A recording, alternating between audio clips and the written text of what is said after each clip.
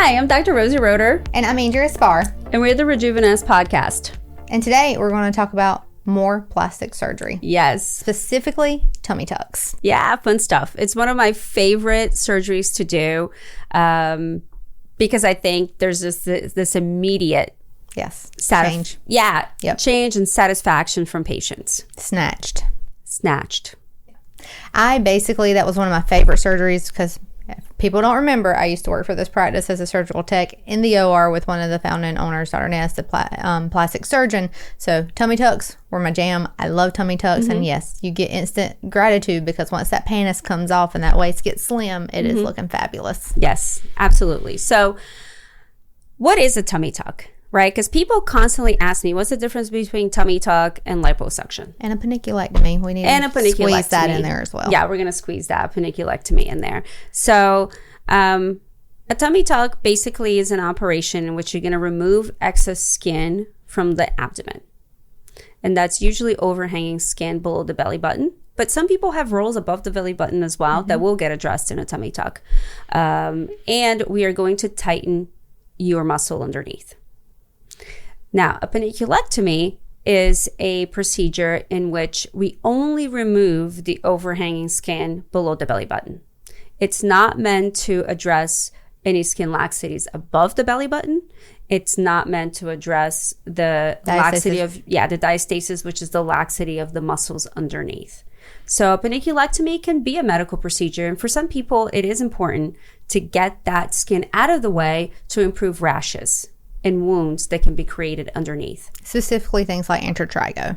Yes. Which is an overgrowth of yeast in those places that like to hold moisture from the skin hanging. Right.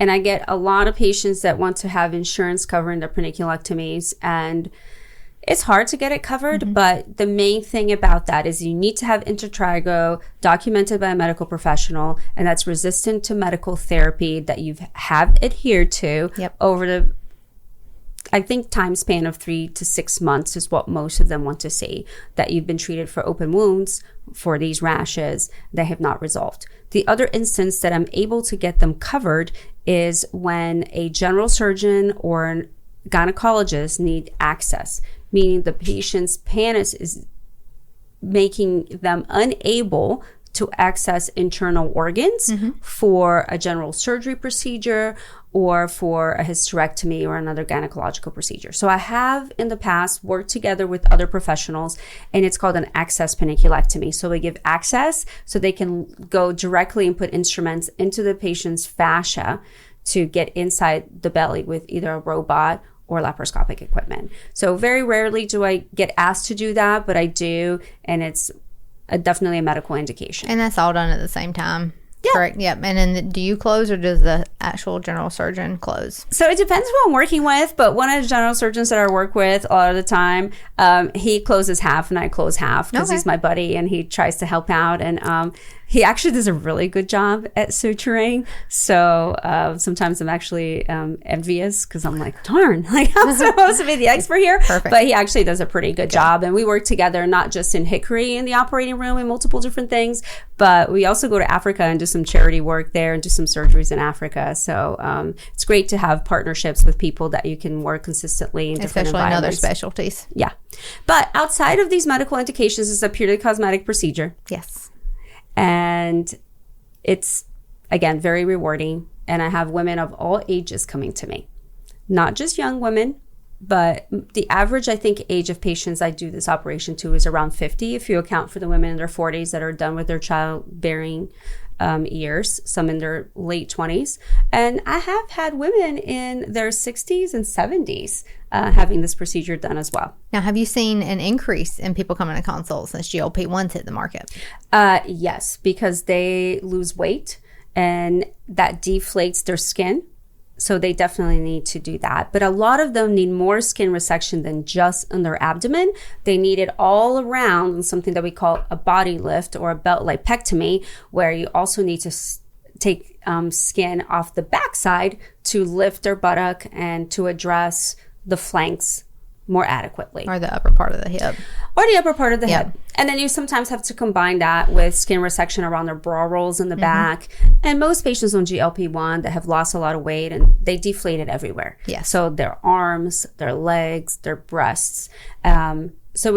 I have a sequence in mind in which I like to do these procedures for massive weight loss patients. I like to combine arms and breasts and have patients have access to their legs fully so they can use them to get out of bed, prompt themselves and walk. And then I usually do the lower half, meaning the abdomen and the legs at the same time once their arms have healed, or let's say they're not bothered by their arms or their breasts, and they can use their arms to get themselves around, move up and down, get themselves out of bed. I think it's important to separate things. I think it's a lot of skin resection. People kind of underestimate the impact that can have on their body in terms of just fluid shifts, right? When you're taking skin and fat out, you're also taking fluid. You're taking vessels, blood vessels. So you can have a drop in hemoglobin. Your body's now trying to equilibrate over time, and we can't do too much at once. The amount of time under anesthesia to do all the skin resections is large. So we keep surgeries under 6 hours. And again, try to be very conscious, because not everybody is the same, about how much skin has to come out if we're combining it with liposuction and what the fluid deficit is going to be, because we don't want people to be dehydrated. Right. Because one little bag of fluids is not going to do it. And a lot of times these people go home, they've been under anesthesia, they just want to go to sleep, and they're not replacing that fluid in that first 24 to 48 hours, and they can be very, very dehydrated. Right. And they can then pass out at home, pass out in the shower, pass out in my office the next day. So we want to make sure that we have them tanked up. We don't want anybody to be anemic. So this is a surgery where I absolutely need women to have a hemoglobin above 10. And you think, well, yeah, of course, doc, you want somebody with a normal hemoglobin. But a lot of women who menstruate sometimes do not have hemoglobins at the right level, or they don't even know that they have that problem until we do a preoperative check and their hemoglobin is a little low. So I make sure that they're tanked up, that they're on iron, or that they see someone if they don't have normal blood level counts beforehand to optimize them, because a lot of menstruating women having heavy periods, this is normal for them. Nobody ever checked. They're a little bit borderline, and they're definitely on the transfusion range, and their medical doctors just let them go. But when you're undergoing surgery, that's a different level of optimizing it. Yeah. Yes. And also hydrating before surgery. So our anesthesiologists are pretty good at calling the patients and saying, hey, drink some Gatorade, get yourself tanked up before surgery. So after midnight, we're going to tell you not to eat or drink anything, right? But up until dinner time, you should be loading up on some fluids ahead of time, just to have that good equilibrium and hydration, especially if you're not a water drinker. Right. And a lot of people don't like to drink water. They'll just drink their coffee all day, or an energy drink. Like, this is the time where you need to really have the water, have the Gatorade, the Powerade, Propel, whatever it is that you like, to replace some salts as well. And then protein as well.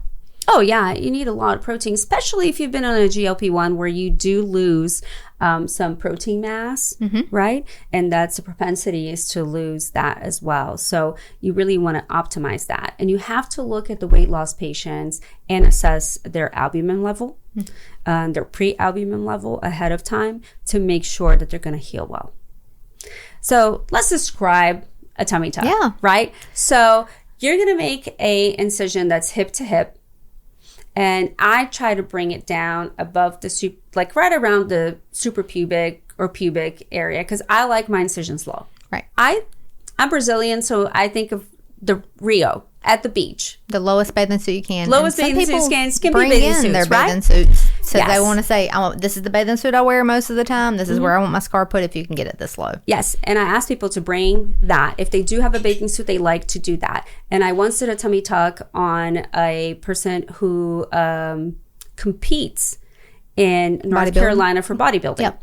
And her main concern was to hide that scar. And I said, well, bring in your competition suit and I will mark your incisions within that competition suit. And she's been competing since, and nobody has seen that scar. And we fixed her diastasis because she's very lean and she had babies. So we fixed that, fixed her umbilical hernia at the same time. So she can look really snatched and make sure that the work that she was putting in was visible during these competitions. Right. So that was extremely rewarding, but it is difficult to do a tummy tuck with somebody whose percentage body fat is like less than 5%. Right. You know, very difficult, but it was amazing, you know, and having that healthy patient really helps. So you want to have also been close to your goal weight in your weight loss journey. So a tummy tuck, again, just like we talked about liposuction, is not a weight loss procedure. It's meant to take out the excess that was left after you've gotten close. I tell most of my patients I want you to be within 5 to 10 pounds of your goal weight. Yeah, that's what I was about to ask. If they lost more weight after, would it even make the outcome better?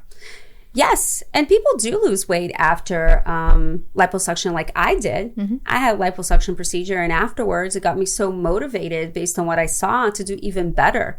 But I had already lost like 14 pounds ahead of that. I had the procedure, and then I lost another 14 pounds afterwards. So it can propel you to even further weight loss. The downside of that, if you have surgeries, that you might have a little bit more laxity that we have to correct afterwards. But hey, you know, that's not a big deal. Like if you got to where you want to be in your body and we were part of that journey, then fabulous. But you don't want to be 20 to 30 to 40 pounds overweight, because it's not going to help you, especially if you concentrate your fat intra-abdominal, right? So inside the abdominal cavity. So if you can pinch it, I can suction it. If you can pinch it, I can remove it. Right. But if you do that and there's still some fat that's inside your belly, I can't go in there and get that. Now, does the muscle tightening help camouflage that as well? The muscle tightening does, but I have rarely found anybody that has had more than a 1 to 2 inch diastasis. The average I get is 1.5 inches. Mm-hmm. So you tighten 1.5 inches, that doesn't necessarily, you know, make help that push everything significantly better. But that tightening of the abdomen is what leads to the biggest complication, I feel, that could be life-threatening in a tummy tuck. So if you squeeze everything back in, that puts pressure in your intra-abdominal organs, and what's going to take the brunt of that is your inferior vena cava. The inferior vena cava is the biggest vein that you have in your body that returns blood to the heart. So you can get what we call venostasis. So a slowdown of the blood going through that, which can lead to blood clots in your lower leg. And those blood clots can travel into your lung and cause a pulmonary embolism. So I, again, talk to my patients a lot about hydration, about preventing blood clots. I personally check something called the Caprini score. It's a very well validated measure that assesses someone's individual risk of a blood clot. So our nurses during our preoperative visit go over that. If you are above a 7, then I'll give you anticoagulation. If you're below that, then we will discuss what the other measures are that will prevent it. If you're below 3, it's very rare. If you're in that in between 5 or 7, then there's a few other things that we can put into play to make sure that you don't run that risk. Have I had patients develop blood clots and a pulmonary embolism? I've had one of each. There were very special circumstances. One of them didn't know a past medical history. I do know some plastic surgeons that universally give everybody a blood thinner. The data shows that increases their bleeding risk from 2 to about 17%. So I prefer to be conservative because I don't want to put people at any other risks. But none of these is wrong. This is just different approaches to the matter. Mm-hmm. I think you just want to make sure you have that discussion with the patients and assess their risks and make sure that that's a good concern. And that hydration factor, that makes a huge difference. You know, you want to be tanked up, not just for the fluid shifts, but also because it decreases your viscosity of the blood. Like it's not as sticky. Right. So if you're well hydrated, that's definitely key. So we've made the incision, we've opened up the area. Yeah. What are we doing next? So we want to get to where your muscle fascia is. So we're right above the muscle. We want to lift all the subcutaneous fat off the muscle with your skin. We go around the belly button with a circle. So we release the belly button. In the majority of a traditional tummy tuck, I'll talk about when we don't do that in a minute. But we release your belly button so your belly button gets stuck to where it is. Don't go anywhere. That stock sits right there. And you elevate until you get to the xiphoid, which is the bone right below your breastbone. So you're going all the way up to the ribs. You're lifting up that skin, subcutaneous tissue. And then you have access to the muscle. You can see if there's that diastasis or that widening in the middle. And you tighten that. People do it in all sorts of different ways. All of them work. Yep. Or don't work to the same extent, right? And there's different sutures you can put in that too. There's different sutures you can put on there, but essentially the technique is the same, and the outcome on these individual surgeon variations I don't think really matter. And then once you've tightened that, I use Exparel, which is a long-acting local anesthetic. It lasts 3 to 4 days. It helps decrease pain. It helps people move. So if you're moving and you're walking, then you're less likely to get a blood clot. So I love using that. I use that in all my patients. I will do a TEP block, which also helps with postoperative pain. I'll put it on the incision. So people think that the surgery is actually a lot better pain-wise than they thought it was going to be, or they have heard because of that. And then what we do is we get you in kind of like a beach chair position, kind of flex you on the table, so we can bring down the skin as much as possible and take out all the excess skin and make it nice and tight. And then I will put drains. You can do drainless tummy tucks, and I've done them as well. And if patients request them, I'll do it. I just warn them that it could be a little bit more painful because of the stitches we have to put to close down the space to the fascia, which is where all the innervation comes.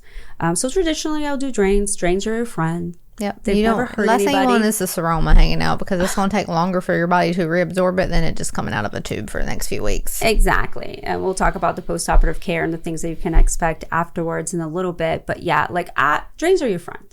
People are scared of drains, but losing a drain prematurely or having one pushed back in like somebody did the other day to me are actually not good things to do. Right. They can render some problems. So just if your surgeon wears drains, great. If your surgeon doesn't do drains, then great too. Like, just understand like what the potential risk benefits of things are. But I do drains, and then I close it. I close with all internal stitches. You will never see a staple on any of my body procedures. I might put a staple somewhere in a scalp if I'm doing an endoscopic, like facelift or brow lift, but I don't do them in any body procedures at all. They'll all be internal stitches, and you won't see them at all. And I'll use a brown tape or steri strip on that. I love the brown tape. I still use it on some of my excisions because I still run some stuff underneath for some people in areas that aren't pulling. I'm like, this is the only wound care you need is this tape for the next few weeks. And they're like, really? And I'm like, yeah. It's amazing, right? It's just like 3M brown tape. Yep. Simple thing. You put it across the incision. And it's sticky. It'll stick. It will stick for 2 weeks really well. And then you can shower with it in place even the next day. It's porous in a way that it will take like moisturizing if you want to, but it's not going to cause any harm. It rarely traps any bacteria underneath. And then at 2 weeks, it usually comes off really easily without harming the skin. And then we'll start hydrating it for another 2 weeks, and then we'll do some scar gel. Belly buttons. Sometimes I can look at a cover of a magazine and see that somebody has had a tummy tuck because of their belly buttons. Some people make the weirdest shaped belly buttons because they're just trying to make it back together to where it was. Yeah. Everybody in our practice, everyone I've seen looks really natural, the way, because everybody has their own technique. Right. Yeah. I make my belly buttons like small because they widen a little bit. Yeah. And I really am very I guess I ask a lot of myself when it comes to belly buttons, and if they don't look as good as I want them to do, I'm going to bed and not sleeping because I'm thinking about that belly button. I can think of one right now where she had such an outie that I was trying to make an innie, and so whatever people want, we try to deliver it to them. Some people completely eliminate belly buttons and make new ones for patients, especially if they're doing something called a fleur-de-lis. Mm-hmm. So a lot of weight loss patients not only need the vertical, but they also need the horizontal skin tightening. So you have to make an incision down the middle, which people accept really well when they have that laxity. And I have lots of plastic surgeon friends that just cut out the belly button and make a new one within that flap. I try to keep it because I like to keep people's stuff as much as I can. But that's just me. But if you have to remove the belly button, you can. And some of the panniculectomy patients, I've removed belly buttons and just done the panniculectomy and come back and done belly buttons later on them. Now, there's a type of breast reconstruction that you can actually do a tummy tuck when you're reconstructing because you're using the muscle. Correct. So that's called a DIAP flap. A deep inferior perforator flap is the most traditional one, considered like a gold standard in breast reconstruction, where you pretty much are doing a tummy tuck and getting that abdominal tissue, dissecting out the inferior epigastric vessels down to its origin and giving them some length. And then you bring it up to the breast position after a mastectomy. You got to make little windows around the chest to reconnect it with the chest vessels. And you get a tummy tuck out of it, kind of like. Most of the time that I've done it, we didn't tighten the abdominal wall for that. We just did the skin-only resection. But, you know, some people like that idea. There's fantastic people in Charlotte, Winston, and Asheville, so around us that does that. Myself and Dr. Butala at one point thought about doing, like, we're starting a DIAP program, and we just found that based on the practice that we have, that's not something that we wanted to pursue at the time. It has to be very specialized. Goes to what I said in another podcast. You want to do something that you do consistently. Yes. Because it's, especially in specialized surgeries, it's not just about the surgery, right? Because anyone can do these surgeries really well.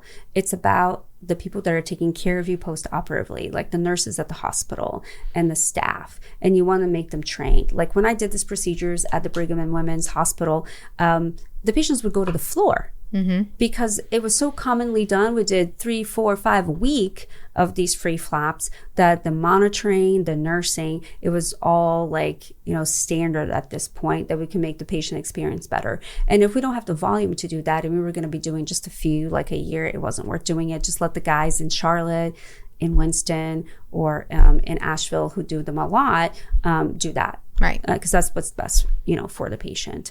There's other types of pedicled flaps too that involve the tummy tuck, like a tram flap traditionally. But I think that if you have the opportunity to do a free flap as a breast recon patient, that's what I would say. And yeah, maybe your secondary benefit is a tummy tuck. But cosmetically, we don't do that. Right. Cosmetically, we're going to do a traditional TT. The surgery varies between surgeons, but it takes me on average about 2.5 hours for most patients to get that surgery done. I see my patients the next day to make sure that they're okay and just to clarify instructions, because as much as you talk to people beforehand about the surgery, the post-operative care, what's going to happen to them, I think it's really important to just kind of rehash that within the first 24 hours. And then you can also pick up on things early. So if there's something minor that could become a problem in the next few days or over the weekend, because I do most of my surgeries on Thursday, then I can pick that up early and instruct the patients. And if they need to go back to the operating room for whatever reason, and sometimes there are reasons for that, like bleeding, or which is the most common one within 24 hours, we can address that. Or a drain then like falling out or something, we can address that quickly. And sometimes you just want to ask questions that they didn't think they were going to have. But then we can address like showering and making sure that everything looks like the patients expect and like I expect. And then we can have peace of mind for the next few days. So I usually see them, you know, post-operative day 1. And then I'll see them again to get the first drain out at about 7 days after surgery. I put my drains at the incisional ends. I don't like to make new holes. You have a big incision, we can use it. So I use it, I put it at the end, and then I just clip a stitch and it comes out. I use round drains. So they're the same size on the inside as the outside, so they slip out. Most people are very amazed that they didn't feel anything. Right. Or they was like, oh, that's weird, kind of tickle on the inside. A lot of people hype themselves up for like post-procedural pain, and it's really not that bad. Don't they? Yeah. They really do. And I mean, my team, and you were an MA as well with our surgeons at one point, but like my team is very skilled at removing drains, so that if I'm not in the office for whatever reason, I'm doing another surgery, or I just happen to not be in the office that day, I'm off site, that they can remove it, and it's not a big deal. Staffs make or break you, because they, you know, if you don't have good staff that can take care of these patients, then patients don't like it, you know. And I think a lot of our staff work well. They can take out their sutures, they can do the drains, they can do minimum post-op care for you, especially if you're not in office. Yeah, absolutely. I mean, I trust them with like myself. Right. You know, I never refer a patient to my esthetician for a procedure that I wouldn't let her do on me. Just like I wouldn't let my patient have a drain removed by one of my medical assistants if I wouldn't trust her to have that do to me. And I'll say, I trust this person with my life. I guarantee it. They've been working on me for 15 years at this point, and I'm still here, so we're good. Exactly. So, you know, you will get your drain removed at about 7 days, and then you'll go home, and I'll bring you back a week later, and most likely the second drain will come out. The max of I have a drain stay in is about 3 weeks. After that, the drain becomes more of a problem than it helps. And if there's something still going on, like you're still pouring out fluid, then maybe we have to approach it in a different way. There are ways to use some medicines within that cavity to try to sclerose it, to decrease the fluid. And if we have to go back to wash it out, then we have to go back to wash it out or put some additional stitches. So, but that fluid is called a seroma, is what Andrea was addressing, earlier. A seroma is a natural healing process, really, that can become abnormal. So if you just open up all the space, then the way the body heals is by creating fluid. It is going to extravasate fluid from that. If that is more than the body can pick up, then, and you don't have drains anymore because your drains have been removed, or it's overwhelming your drains, then you're going to have an accumulation of fluid in a cavity. And that can cause pain, it can cause infection, it can cause the wounds to open because the body doesn't like that fluid, so it's going to find a way for it to come out.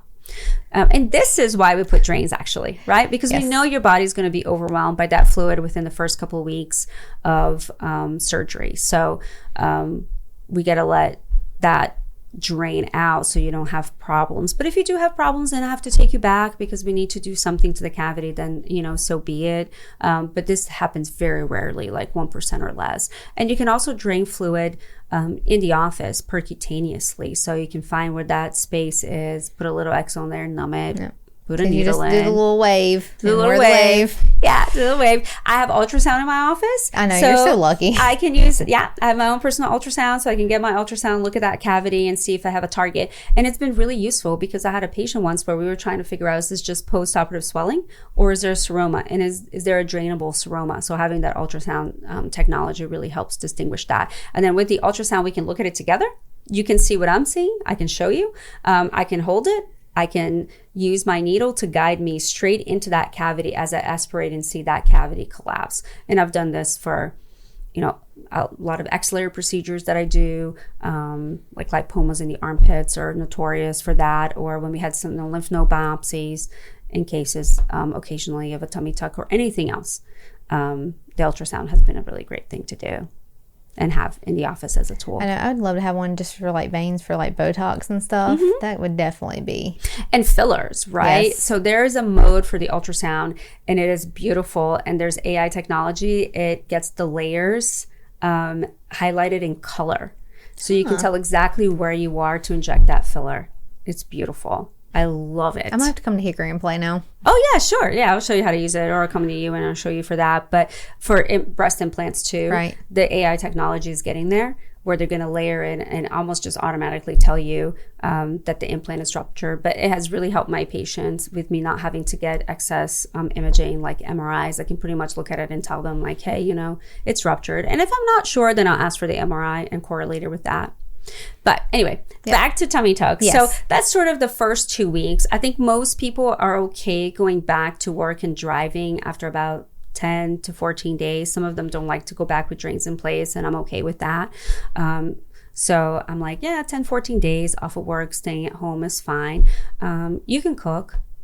You can microwave stuff. Right. You can do a lot of things around the house. I want you walking. I want you moving. We definitely don't want anybody lifting weights, nothing more than, 10, 15 pounds. Yeah, we should tell people walk, eat, sleep, walk, eat, sleep, walk, eat, sleep. Because you're tired that first month. It takes a lot to get that energy back from where you went through this whole change. Right. Again, remember that you have tissue that's been removed. You have fluid and blood vessels, and you've lost a little bit of that. And if you've never had anemia before, you've never had this kind of impact on your body, physiologically, there are things that are happening that your body has to adapt to. During this healing period. There is a pro-inflammatory response that's going on, so that wears you out. So eat well as well. Like sometimes people feel nauseous from the medicines, and I'm like, you definitely want to drink. Drink's the number one thing, but you want to eat, and you want to eat where your body's asking you to eat. And constipation. I'm constantly talking to my patients about that. You're going to get medicines during anesthesia that's going to slow down your gut.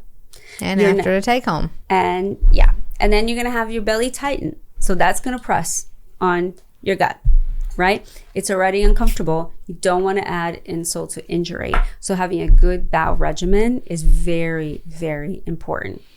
very important. It's okay if maybe you didn't go number 2 for about 3 days or so, but more than that is it's not going to start really hurting normal. too, because really it's pushing on those internal stitches. Yes. And then you're not going to get as good result, because you might bust one of those diastasis stitches, or it's just going to push and stretch your skin that I just tried to tighten. So that does happen at times. So when do people usually start feeling themselves again, starting to have less post-op visits, and they end with their ultimate outcome? So after that, the first 2 weeks, I will let them go home for 2 weeks and see them at a month. And then I'll start increasing their activities based on what they're healing. So I have patients who are superstars. They come with very good health to begin with. They're very active. They're like the gym rats, right? They have had some excess skin. So they tend to recover, honestly, a little bit quicker. So at 4 weeks, I'm trying to reel them in, because they're trying to go back and do stuff. And I'm trying to say, look, let's slowly get you back to your preoperative base level and routine. I say 6 to 8 weeks for you to go back to doing everything and anything you want to do without restrictions. But at that 1 month mark, if all your incisions are really well healed and you're doing well, then we'll start increasing slowly to get you back in 6 to 8 weeks. So that's what I would tell people to expect. So I'll see them at that month, and then I'll see them at the 3 month mark if they're very reliable. If there's something going on, or if I feel like they need a little bit more hand holding, and some people do. Yeah. They do. They want to be seen more frequently, and that's okay. And I can usually gauge the personality of that. Or if they're unsure as to when we're going to get them back to their preoperative like baseline, then I'll see them at 8 weeks. Just to make sure that they're okay with the plan. I'm okay with the plan. Maybe something wasn't like perfect. There's a part of the suture line where we don't know about. Their drain had to stay in a little bit longer. So, but most of the time I'll see them at 3 months, and I'll see them at the 6 month mark, and then at the 1 year mark. And if they're great, then that's when they're officially 100% released. But at 3 months, most people should be very, very close, like 95% close to what they're going to be for the rest of their lives. Now, there's the color of their incisions and all that might change, but the shape and all that, should be there. And a little bit inflammation still has a little bit of swelling, so they'll still go down some after that, but a majority, that's where you think that's where they sit, is about that 3 month mark. I think so. For buying clothes purposes and stuff. For clothes purposes and all of that. When you look at just the natural wound healing, if you go look at a wound healing chart, the first 2 months, the body's just depositing scar. And then it's going to start remodeling that scar at about 3 months. So now you're at your remodeling stage. So I imagine you're only going to get better from here on out. Right. And your incisions are only going to get better from here on out. And if you start being active, you're going to metabolize a lot of things, and you're going to realize how much your shape is still going to change, because now your body can focus on excess fat or skin laxities in other areas. And that's where people see the benefit and the weight loss, right? Because things are going to improve so much because they're more active now. That overhang of skin is gone. They can wear the yoga pants. No more restrictions. Yeah. And they feel like that's not in their way. So they like going to the gym. They like walking. Their clothes fit so much better. Sometimes they have to buy new clothes. Right? Yeah. So that's where I think most people are okay with what they're going to look like for us around the 3 to 6 month mark. I do combine tummy tucks with liposuction. I think it helps with the waist. Not everybody needs it, but it helps with the waist shaping, and it helps with that little muffin top. Mm-hmm. Because if you're flat in the front, but then you're flabby on the flanks, don't look so good. Nothing spills over. Well. Yeah, it doesn't match. Like nothing spilling over in the front of your jeans, but stuff spilling over in the back. So very traditionally, we'll do some flank liposuction with it. There's only a certain amount of liposuction you can do to the actual flaps that you're raising. Otherwise, the skin dies. But you can definitely be safe in doing some waist shaping and doing some flank liposuction. And if somebody's looking for a more athletic look, there are safe ways to kind of shape those flaps to almost look like you're giving somebody a six-pack. Yeah, so etching. Just doing some abdominal etching. Yeah, which I think is really cool. And some people like that look. You just gotta let them know what the implications of that is. And there's very technical ways in which you can do that. So it's just not everybody that is. I think I've only met one person that had their abs etched, but it looked really good. Yeah, it looked really good. But I think it's a good technique that's out there. Not everybody knows about it. But if they're looking for that athletic look, we can try to deliver that too. Okay. Yeah. Well, you're open for consults. Yeah, I mean, I do love to do this operation, and I think patients are really highly satisfied. I'm satisfied because I think it's like just immediate gratification for me too. And I just want to put this plug in there for a mummy makeover. I think we might have mentioned it on the breast thing. Yes, we did. But a mummy makeover traditionally is a breast procedure added to a tummy tuck. So think about the things that we've talked about on the breast dog, for example, episode, and on this episode. And now you're combining two operations. So this is going to keep you in the operating room a little bit longer. The recovery might extend the timing a little bit more. And so, everything is sort of additive. Right. But again, usually if someone wants both breast and abdomen done at the same time, it is achievable within 5 to 6 hours for the majority of patients. And this is where it's important for you to really openly discuss your goals, how much time you have to recover, and making sure that you're really nutritionally optimized, medically optimized, so you don't have complications and have to return to surgery prematurely. Perfect. Now, you can find Rosie and myself on our website at ppsd.com, especially if you're looking for a phone number to call and get consults. There's also emails on there to get to our specific offices. But I think I'll eventually get a tummy tuck at some point. I've had all the lipo, but, I'm coming to see you. Okay. Well, I've been wrestling with my little skin too, but right now it's not bothering me too much. But I'm here for you. All right. And anybody else that's out there that's looking for that procedure, we're open for business and we love doing it, and we'll take excellent care of you. All right. And then if you have the intratrigo rash that we were talking about, I'm open to seeing you. Oh, yeah. See Andrew first. I can get all that put in for you, get that taken care of, and then you can go see Rosie for the other half. Yeah, that's right. All right. Well, I'm Dr. Rosie Roeder. And I'm Andrea Spar. We're the Rejuvenates Podcast, and we'll catch you next time. And don't forget to like, comment, and subscribe below. All right. Great.